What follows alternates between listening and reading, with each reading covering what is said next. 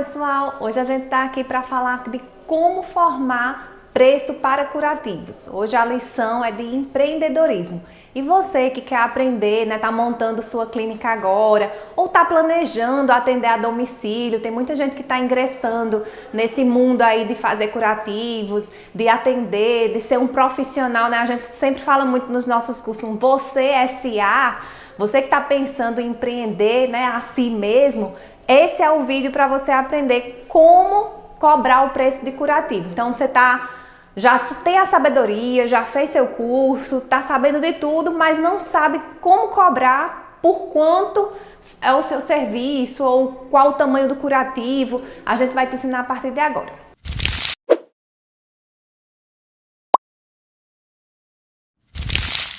Como é que a gente pode começar?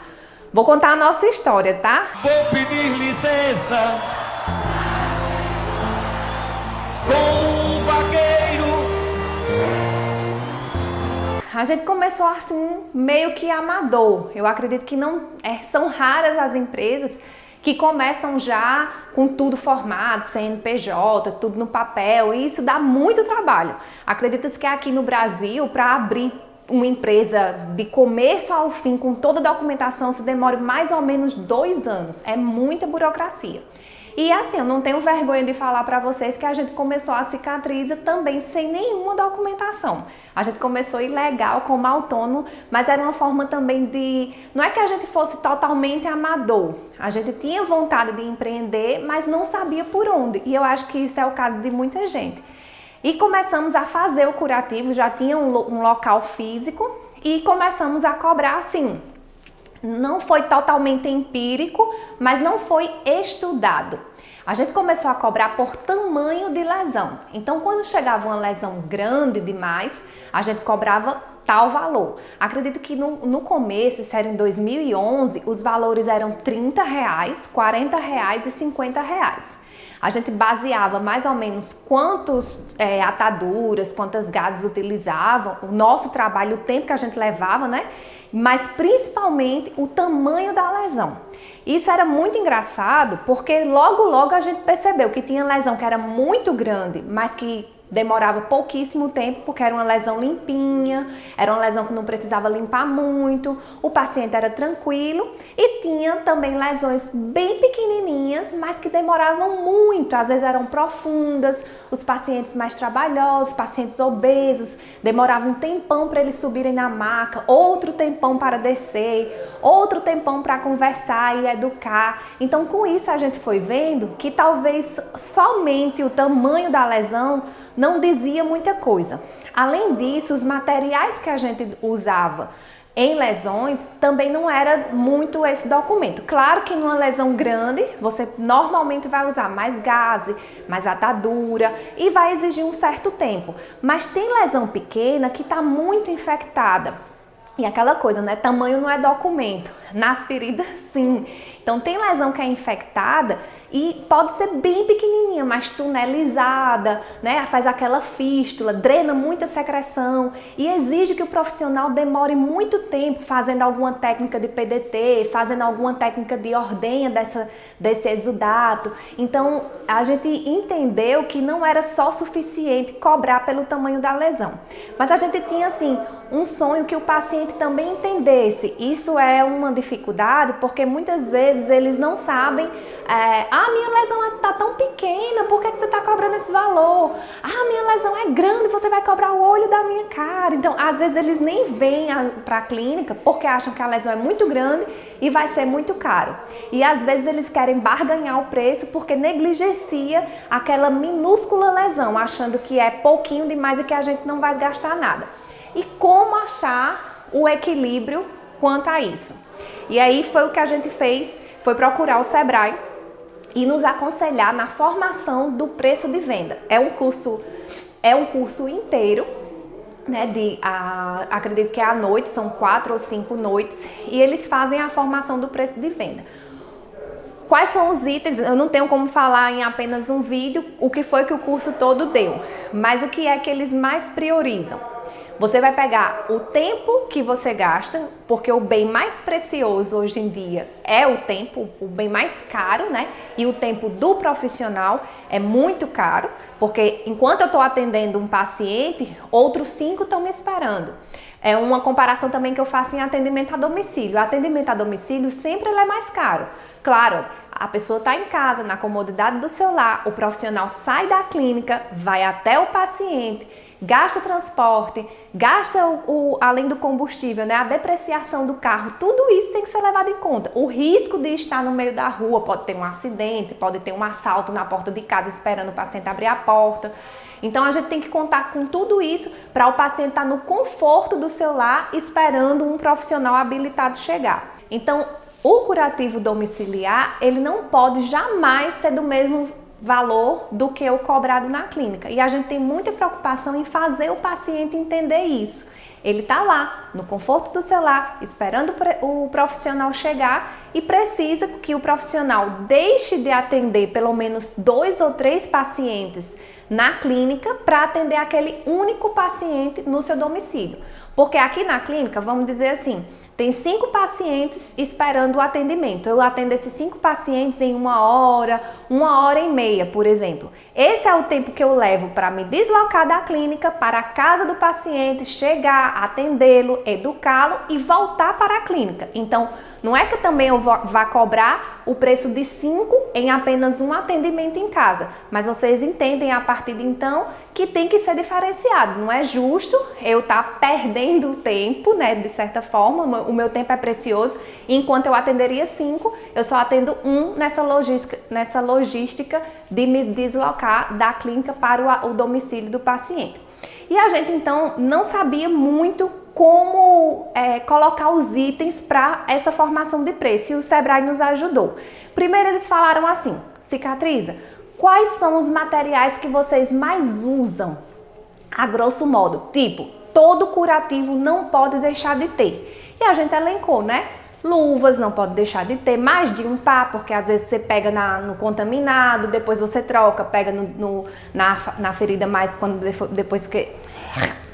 Primeiro você pega no contaminado, depois você troca a luva para fazer a parte limpa do curativo, às vezes você vai pegar no lixo, alguma coisa assim. Então, existe mais de um par de luva. Se você levar alguém para te auxiliar, já é outro par de luva. Depois, todo curativo tem que ter sabão para ser lavado, né, independente do qualquer que você use. Solução para enxaguar, independente da que você use, aí você vai fazendo o cálculo mais ou menos de quanto você compra esse material e de qual material que você utiliza. Ataduras para envolver, também se for o caso. Gaze para cobrir, campo operatório, que a gente costuma chamar aqui, pelo menos na Paraíba, de compressa. Então, e fita para fechar, né, para ocluir, para deixar lá seguro o curativo. Esses itens são indispensáveis. Lógico que vai ter outros itens que eu uso na minha rotina, o PHMB nunca me abandona aqui na rotina. Tem outras coisas que eu incremento no meu atendimento, né? Uma lâmina de bisturi, se for preciso um desbridamento, alguns correlatos e os curativos especiais, mas isso aí a gente já cobra por fora. Eles mandaram a gente colocar no papel o que a gente utilizava religiosamente em todo curativo, e são mais ou menos esses itens que eu já citei para vocês. Do lado, colocar os valores para a gente calcular quanto gastaria. E isso a gente não vai colocar um valor exacerbado, vai colocar o valor justo.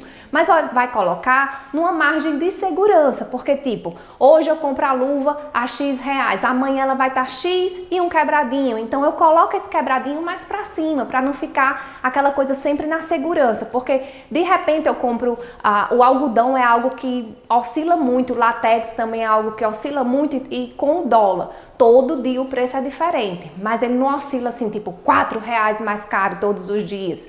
Mas aí eu tenho que me projetar dentro de um mês que pode haver aumento, mas o paciente não entende isso. Então eu tenho que manter o meu preço de curativo durante um bom tempo, porque eu não posso chegar na casa dele ou quando ele me procurar e dizer: olha, o dólar aumentou de R$13,95 para R$4,95 e eu vou aumentar o seu curativo em R$1. Não é justo, ele também não vai entender. Então a gente calcula, coloca na ponta do lápis, mas sempre coloca um pouquinho com margem, porque a gente pode entender que tem uma oscilaçãozinha de centavos, né? Talvez de R$1, alguma coisa assim, que não vai deixar a gente no vermelho nem repassando todo dia ou toda hora esse aumento para o paciente. Ele não vai entender, já é difícil ele entender o preço que é cobrado de curativo, né? E quem dirá se for aumentado toda vez que ele vier fazer o curativo. E aí o que foi que aconteceu? Colocamos também a nossa expertise. Então, não é somente o material que vai se teletransportar para a pele do paciente. Tem o meu tempo, que é caro, que é oneroso, que custa alguma coisa, e tem a minha sabedoria. Isso aí é o que da questão. Porque o enfermeiro ele estudou no mínimo 4 anos e meio para estar lá na beira do leito do paciente cuidando de sua lesão, no mínimo, porque se ele fez alguma capacitação foram mais 10 horas, foram mais 20 horas, se ele fez algum curso de especialização foram mais 360 horas e tudo isso está concentrado nesse profissional que está ali habilitado para cuidar daquela lesão. Então nunca aceitem, né, vocês como profissionais, que dizer, e é isso, tá muito caro, ou então não vale esse serviço. Se valorize, porque foi você quem estudou. Ele não está lá recebendo apenas um curativo, ele está recebendo um curativo do melhor profissional, do mais habilitado, do mais capacitado, e você tem que se sentir assim para poder encher o peito e dizer, é tanto, e fazer isso. Então a gente carrega muito isso na enfermagem, né? Eu falo muito da enfermagem, mas tem outras profissões que não sabem às vezes cobrar pelo seu serviço. Você não está cobrando por um curativo, você está cobrando pela sua mão de obra específica e qualificada para aquela prestação de serviço. Então, lá no Sebrae anotamos já quanto custava cada produto que a gente ia colocar no curativo, pelo menos aqueles produtos que seriam obrigatórios. Depois colocamos no papel quanto custava nosso serviço, nosso tempo de dedicação, nosso tempo de estudo.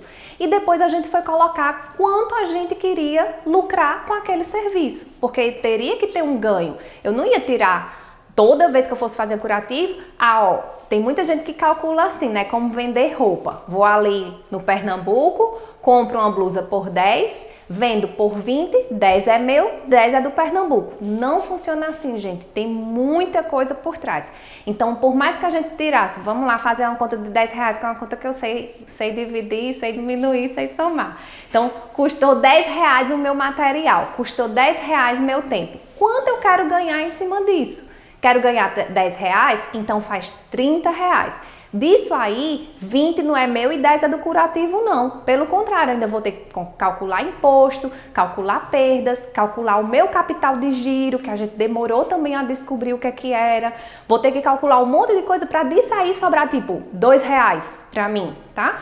Então, e esses R$2 eu nem vou poder investir, vou pegar R$2, colocar no bolso e gastar. Não. R$1 eu vou reinvestir na empresa, na minha empresa, e R$1 realmente eu vou ficar como minha bonificação ou como meu salário. Claro que eu estou fazendo uma conta bem baixa, esses valores podem ser aumentados, mas você tem que ter em mente que não é somente colocar no papel o material, a mão de obra e cobrar um preço e colocar no bolso, não. Se você fizer isso, provavelmente não vai dar certo o seu empreendimento. Você precisa formar um preço muito mais detalhado. O que você quer ganhar? Qual a porcentagem em cima? Qual, grosseiramente falando, é o lucro, né? Não é bem no papel o lucro, mas qual lucro você quer ter? Qual ganho você quer ter em cima daquele atendimento? Então vamos dizer que dos valores que você levantou, você quer ganhar 20%. E quanto você vai pagar de imposto caso você seja registrado como MEI, né? Existe agora o microempreendedor individual que você paga um imposto sobre isso. Se você paga seu INSS, ou se você não paga nada, mas quer fazer uma reserva para um dia ter uma empresa redondinha e já quer começar tudo certo, faz aquela reserva também do imposto, né? E aí, reservou essa porcentagem, aí sim você vai saber quanto cobrar. É difícil, gente? De primeira, é difícil. foi que a gente fez. Lá no Sebrae, durante outro curso, a gente conheceu uma pessoa de contabilidade, ele era estudante na época. E aí a gente ficou meio que olhando para ele, né, dizendo assim, rapaz, esse menino sabe muito das coisas, dos números, e a gente não sabe nada dos números, e a gente sabe muito de feridas e ele não sabe nada de feridas. Que tal a gente se unir? E eu acho muito bacana isso no empreendedorismo, de você, né, aprender outras áreas, se ousar algo mais e não saber de tudo, porque sempre tem algo para você descobrir. Convidamos esse estagiário, né, esse estudante, e ele virou nosso estagiário e ajudou bastante no cálculo que a gente não tinha de quanto a gente gastava, cada pomada que era dispensada em cada curativo, a quantidade de soluções, essas coisas assim que são muito voláteis, que não tem como a gente mensurar. Um curativo grande eu gasto mais ml, um curativo pequeno eu gasto menos ml, mas o paciente tem uma perna maior, então eu vou gastar mais ml de soro. Então esse tipo de cálculo foi muito bom naquela época, contar com a ajuda desse estagiário, e até hoje ele é ligado a nós, ele presta consultoria, já é formado, já tem empresa dele, então foi muito bacana contar com essa ajuda contábil. Se você também tiver algum contato que possa fazer com um contador ou com alguém da área de administração para até ajudar nesse cálculo, né, acredito que seja muito mais fácil. Mas se você não tiver, não tem problema. Põe na ponta do lápis e vai fazendo os seus cálculos de quanto você quer ganhar em cada curativo.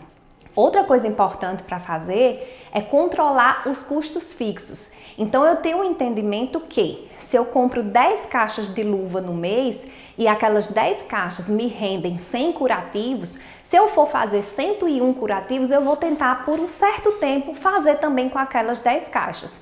Aí eu vou ter que aumentar, se eu estou fazendo 150 curativos, eu tenho que aumentar na proporção, mas o que eu puder enxugar, e a gente chama isso de custo fixo, aquele custo que a gente tem todos os meses, tipo o aluguel do lugar onde você está atendendo. Queira ou não queira, você vai ter que pagar o aluguel lá. Se por acaso da tua porta tem 10 pessoas esperando para fazer curativo, se tiver uma pessoa, o aluguel é o mesmo. Então você vai ter que fazer com que tenha 100 pessoas para você pagar esse mesmo aluguel. Conta de água, às vezes é fixa, às vezes uma conta de luz, conta de internet, que chova, que faça sol, você vai ter que ter aquele dinheiro da internet. Então o que é que você tem que melhorar? A frequência do que as pessoas fazem um curativo com você, claro, desde que seja necessário, ou também o volume, a quantidade de pessoas que você vai atender, para que esses seus custos fixos sejam cada vez menores. Os custos variáveis vão ser aqueles materiais que você vai dispensar a cada curativo. Tipo, se vai usar um curativo biológico, você vai cobrar pelo curativo especial e aquele curativo vai ser diferenciado. Então, à medida que você ganhou dinheiro cobrando, você também gastou dinheiro pagando ao fornecedor. Isso acompanha a crescida do seu atendimento, não vai ter grandes volumes, mas o que você tem que se concentrar é enxugar mais o aluguel, talvez aumentar o prazo de um fornecedor é uma boa opção, talvez minimizar o custo de internet, coisas principalmente que você está ali religiosamente pagando todo mês, principalmente no começo, ou pelo menos ter um capital, ter uma reserva financeira, porque muita gente também coloca o empreendimento ou começa a atender e no primeiro mês já quer tirar um salário. Não dá, gente. Aqui na Cicatriz a gente passou, dois dos sócios passaram 6 meses para tirar o primeiro salário e os outros 3 passaram um ano, quase um ano e meio para tirar o primeiro salário. Então a gente ainda tinha nossos outros empregos, nossos outros vínculos para nos sustentar, né, para colocar a feira em casa, e a Cicatriz estava começando como algo que era uma promessa. Se desse certo, beleza. Se não desse certo, a gente não teria deixado nossos outros vínculos. É muito difícil arriscar e empreender quando você quer no primeiro mês já ter o salário que uma pessoa numa empresa privada ou um concursado público tira no final do mês. Não dá para começar assim, você tem que reservar, né? Se manter muito em cima do muro ou se manter muito cauteloso. Não é com medo. Empreender significa arriscar, mas não ter medo de arriscar um pouquinho mais, mas também não ser muito alvoroçado de arriscar de vez e tipo perder dinheiro nesse negócio. Em relação a lucro, ainda falando de lucro, O lucro não é o que sobra no final daquele curativo. O lucro é quando você tira todas as suas despesas, tira todos os seus fornecedores, paga tudo e aí ainda não é o que sobra. Aquilo ali é a sobra de caixa. Para fazer um estudo do lucro, tem que ter um tempinho de funcionamento para poder você realmente tirar. O lucro é livre de absolutamente tudo, até de imposto. A gente demora a entender, demorou aqui na clínica a entender um pouco desse conceito, mas tudo que a gente pensou em ser lucro, tudo que a gente pensou em investir, a gente retornou à empresa. Então, esse também foi um grande segredo de que a Cicatriza sempre teve, não teve ambição de imediato de querer aquele dinheiro, de querer se sustentar daquele dinheiro. Tudo que a gente pensava que seria lucro, a gente guardava debaixo do colchão para poder reinvestir, melhorar nossos processos, contratar mais gente, melhorar a qualidade dos produtos. E isso fez uma grande diferença na vida dos pacientes. Uma coisa que eu quero explicar para vocês é como explicar toda essa logística para o paciente. O paciente chega com dor, achando que vai ser caro, achando que está chamando um profissional diferenciado, e você tem todo, né, como eu falei no começo do vídeo, tem que mostrar realmente que você é um profissional diferenciado, sem deixar que ele ache, sem deixar que ele crie uma resistência.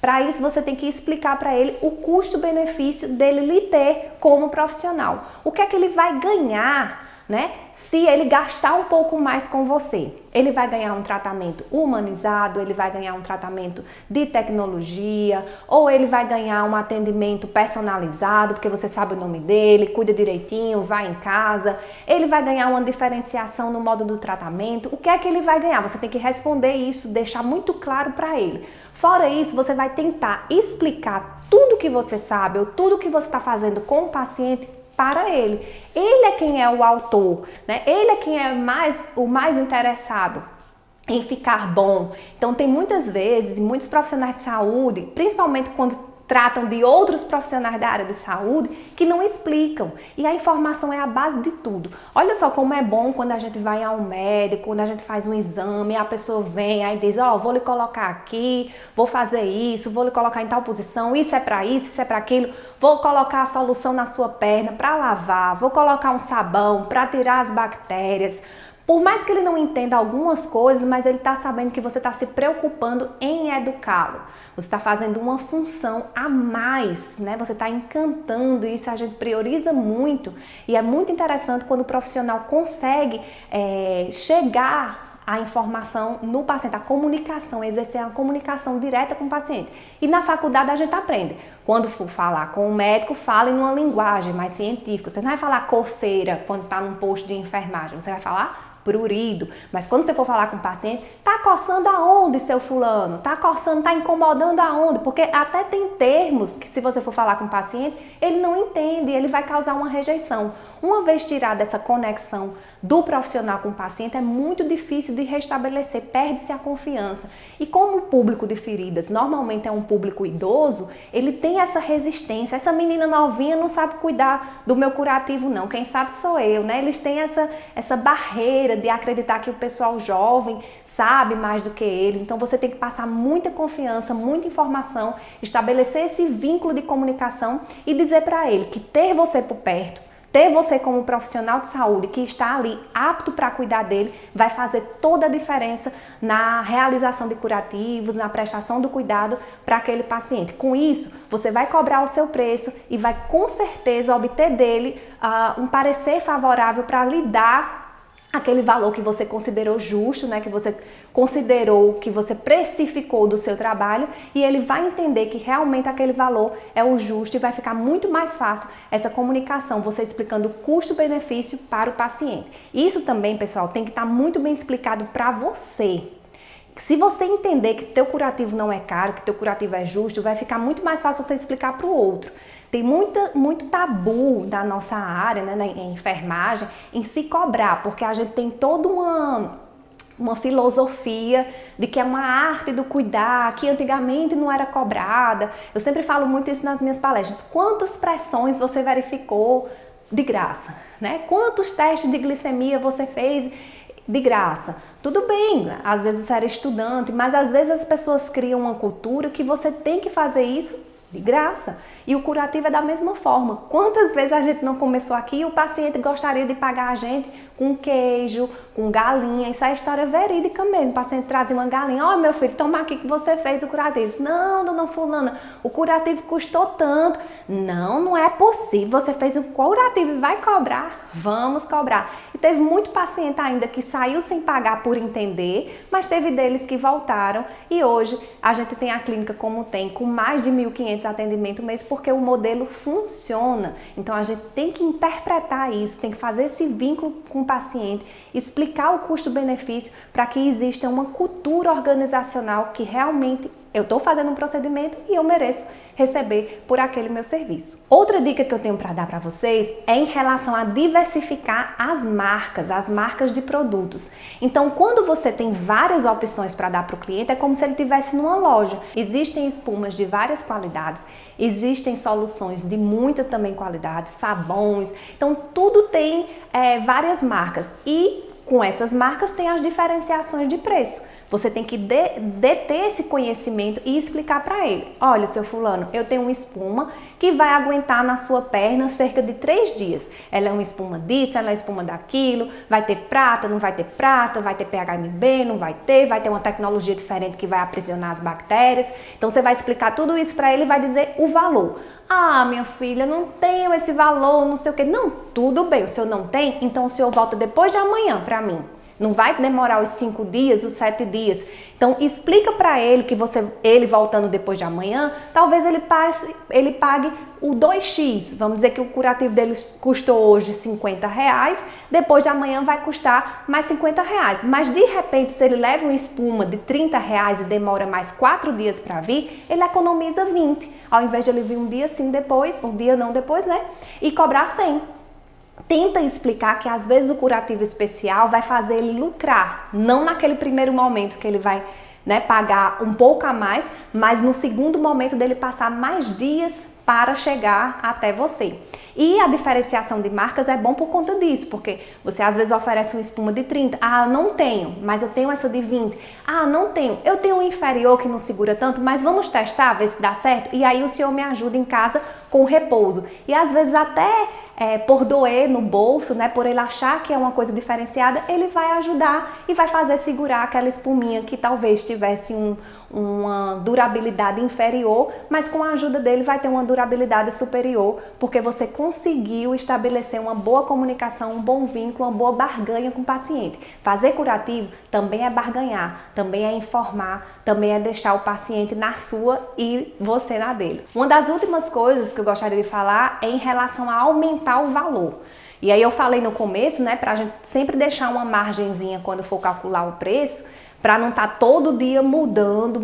Ah, hoje custa 10, amanhã custa 20. Os pacientes estranham muito isso. Isso não repassa muita confiança. Então, teve uma vez que a gente resolveu mudar o curativo aqui, o preço, e aumentou em R$10 cada valor, do pequeno, do médio e do grande.